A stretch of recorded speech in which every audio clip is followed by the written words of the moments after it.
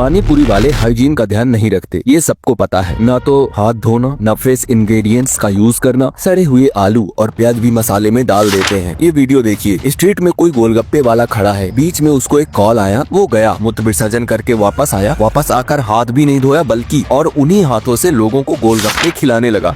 एक और खतरनाक केस तेलंगाना के वारंगल में हुआ, जब एक आइसक्रीम वेंडर का यह वीडियो वायरल हुआ। एक अजीबोगरीब केस, आपको शायद ही विश्वास होगा। दो लड़कों को पेट दर्द और वॉमिटिंग होने लगी। पहले उनके माँ बाप उन्हें लोकल हॉस्पिटल ले गए और फिर वहाँ से जब गवर्नमेंट हॉस्पिटल लेकर जा रहे थे तभी रास्ते में दोनों ही बच्चों की मौत हो गई। इस अंधविश्वास में जीना तो बंद ही कर दो कि एक ही तो बाइट है। अरे एक बाइट से क्या ही हो जाएगा भाई, एक बाइट से भी फर्क पड़ता है, समझो। हम सब में से शायद ही कोई ऐसा होगा जिसने ये अजीबोगरीब वीडियो क्लिप्स नहीं देखी होंगी। The list is never ending. लेकिन क्या आपने कभी इन रील्स में इनके चेहरे और फालतू बातों के अलावा कुछ और भी नोटिस किया है? ये देखो कैसे ये लड़की बड़ा पाव बनाते वक्त अपने मुंह में उंगली डाल और फिर उसी उंगली से बड़ा पाव बनाने लग जाती है और तुम लोग बड़े शौक से खा लेते हो। क्या बात। ये देखो कैसे बर्तन से बाहर शेल्फ पर गिरा हुआ खाना इकट्ठा किया जाता है और फिर अंदर ले जाकर मिक्स कर दिया जाता है। ले भाई, ये देखो एक और वीडियो क्लिप्स, कैसे यह पानी पूरी वाला एकदम साफ हाथों से मसाला और पानी को मिक्स कर रहा है। फिर वहीं दूसरी जगह ये बंदा छोले बनाते वक्त पानी की बचत कर रहा है। सही बात है, जब सब्जी में ही हाथ धो सकते हैं तो अलग से पानी क्यों वेस्ट करना, सही बात है ना।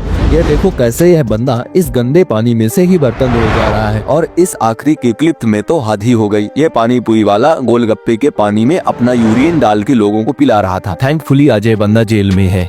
इन शॉर्ट हम सब क्लियरली देख पा रहे हैं कि इंडिया में फास्ट फूड स्टॉल्स की क्या स्थिति है और इनसे मिलने वाला खाना कितना ज्यादा अनहाइजीनिक है। इसीलिए आज अनसीन फाइल्स चैनल की मदद से हम सारी अनकवर्ड अनसीन चीजों को आप लोगों के सामने प्रस्तुत करते हैं। So if you want to aware this topic of video and like it, so now subscribe this channel.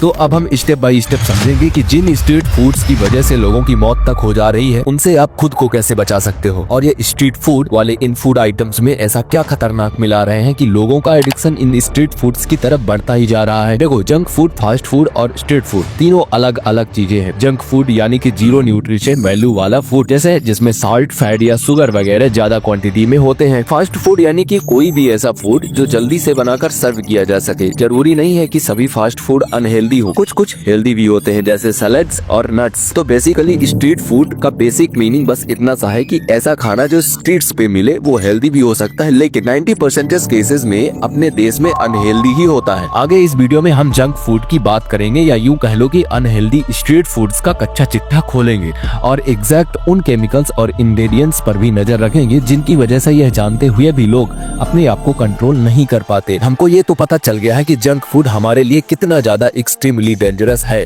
अब यहाँ इस बात को समझो कि ये स्ट्रीट फूड का ट्रेंड कोई लेटेस्ट ट्रेंड नहीं है, बल्कि खराब स्ट्रीट फूड का ट्रेंड लेटेस्ट ट्रेंड है। इनफैक्ट स्ट्रीट फूड्स हमारे एंसेस्टर्स की देन है। पहले के जमाने में भी स्ट्रीट फूड्स की स्टॉल लगा करती थी और उन पर मिलता क्या था, रोस्टेड ग्रेन्स और नट्स जैसी हेल्दी चीजें। फिर समय का पहिया घूमा और धीरे धीरे इन स्टॉल्स की कैटेगरी में नए नए आइटम्स ऐड होते गए। समोसा, पकौड़ा और चाट जैसे स्नैक्स हमेशा से ही लोगों के फेवरेट रहे हैं और इस तरह जंक फूड का पहला इंट्रोडक्शन इंडिया में अंग्रेजों के राज्य में हुआ, जब उन्होंने क्लब्स और कैंटीन में सैंडविचेस और पेट्रीज जैसे स्नैक्स इंट्रोड्यूस किए। इनफैक्ट आजादी के बाद भी वेस्टर्न स्टाइल फास्ट फूड इतना कॉमन नहीं था। वो तो अभी रईसजादों की नकल करके साधारण लोग भी इसे शौक और स्टेटस बनाने के लिए खाते हैं और फोटो खिंचवाते हैं। जब 1996 में मैकडोनाल्ड आया तो जैसे जैसे स्ट्रीट फूड खाना एक ट्रेंड बनता गया, वैसे वैसे स्ट्रीट फूड और जंक फूड एक सॉलिड बिजनेस मॉडल भी बन गया। और आज स्थिति ये हो गई है कि जिसकी मर्जी वो ठेला लगाता है, लोगों को कचरा खिलाने लगता है और पैसा कमाना शुरू। पर इसमें कोई गलत बात नहीं है, सभी को अपनी आजीविका चलाने और पैसा कमाने का अधिकार है, पर लोगों को गलत सर्विस और उन्हें नुकसान पहुंचाने का अधिकार नहीं है। ओके, अब एक केस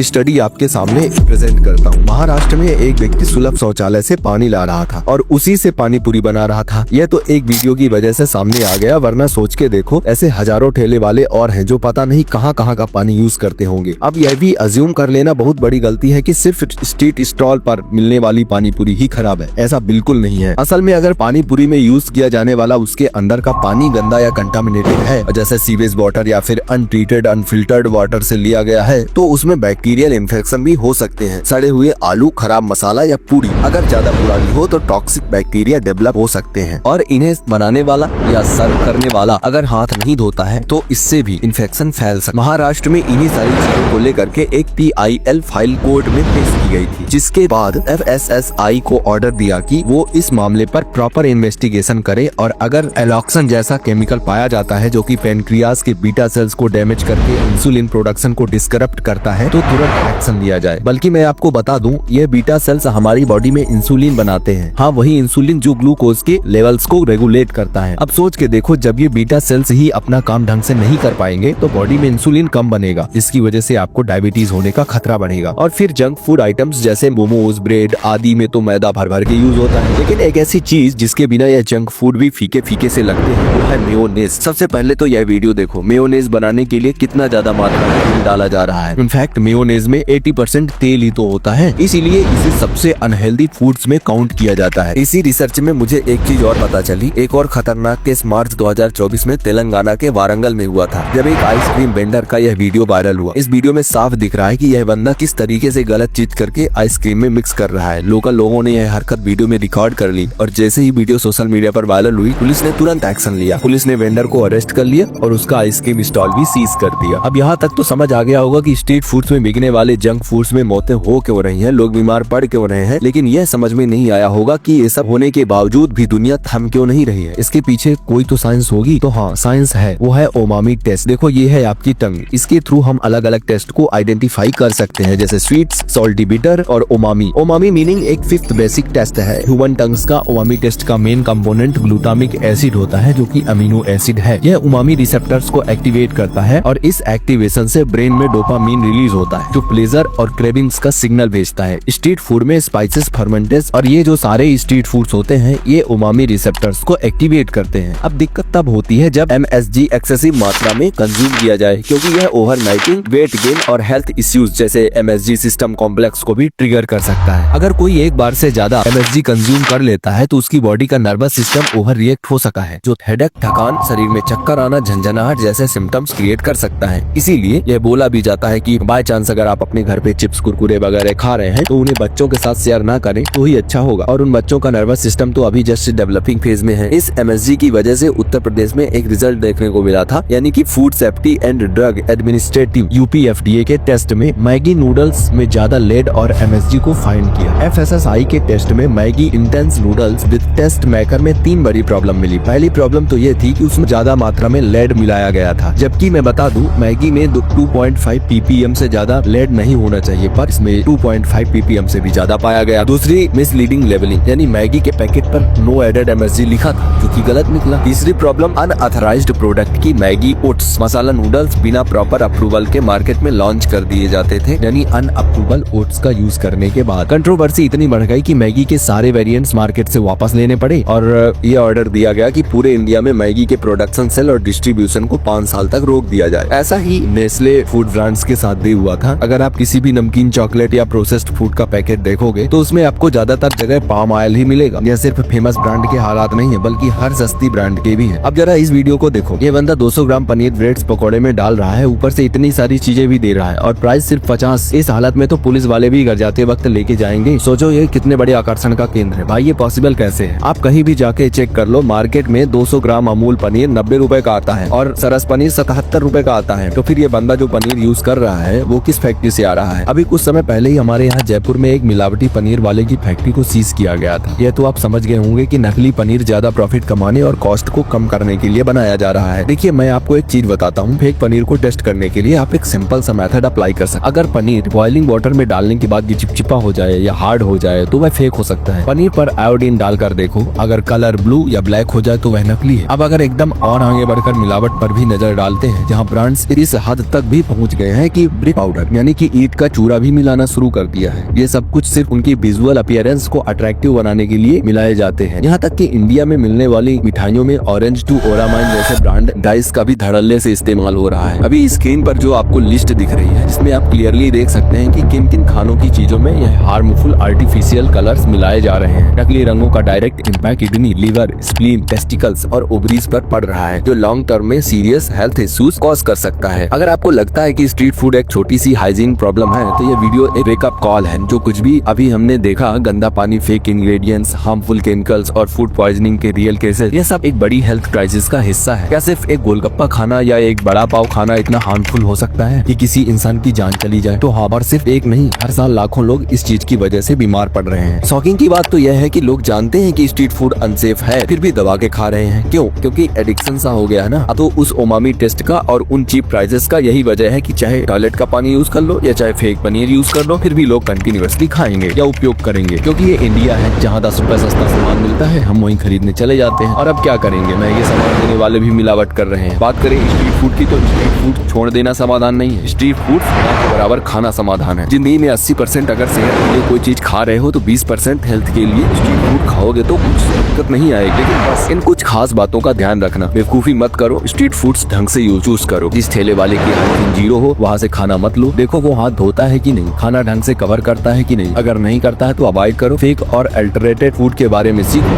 पनीर, सिंथेटिक मैदा और अल्टरेटेड मसाले का टेस्ट कैसे करें, ये सीखना जरूरी है। जैसा कि मैंने कुछ टेस्ट अभी वीडियो में बताए थे। अगर आप देखो कि कोई वेंडर गंदा पानी यूज कर रहा है या कोई मिलावट कर रहा है तो रिपोर्ट करो। FSSAI और लोकल अथॉरिटीज के कंप्लेन पोर्टल पर जाकर इश्यूज को उठाओ। अगर हम सब कॉन्शियस और अवेयर हो जाएंगे तो इंडिया में स्ट्रीट फूड कल्चर भी सुधरेगा। सोच के देखो, हम लोगों का एक एक्शन कल किसी की जान बचा सकता है। इस अंधविश्वास में जीना बंद कर दो कि एक ही तो बाइट है। अरे एक ही बाइट से क्या फर्क पड़ता है? तो भाई एक बाइट से फर्क पड़ता है, ये मैंने तुम्हें पहले भी बताया है। और अगर इसी तरीके से अनसीन अनकवर्ड टॉपिक्स को क्लैरिफाई करके उनकी जानकारी, बेसिकली अगर आप अवेयर होना चाहते हैं तो हमारे चैनल को सब्सक्राइब करें। धन्यवाद।